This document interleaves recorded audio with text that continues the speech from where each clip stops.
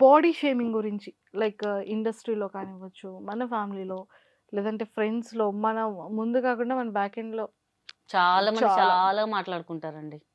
హ్మ్. ఇప్పటికి గూడా మాట్లాడుకుంటారు. మీకు స్టార్టింగ్ డేస్‌లో హర్టింగ్ అనిపించే థింగ్స్. చాలా. హ్మ్. నేను ఒక్కటే నా కెరియర్ ఆయన చాలా ఆలోచించి మనకు ఒక ఆపర్చునిటీ ఇచ్చారు.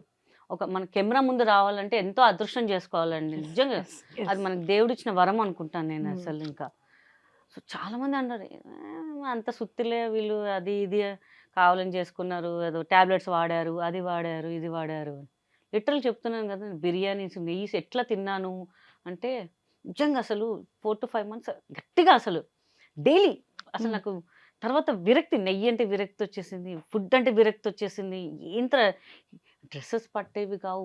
నా సైజ్ దొరికేవి కావసలు. చాలా ప్రాబ్లమ్ అయ్యేది నాకసలు. ఏంట్రా ఇట్లా అయ్యేది ఏంటి మనకి పరిస్థితి అని జెప్పేసి.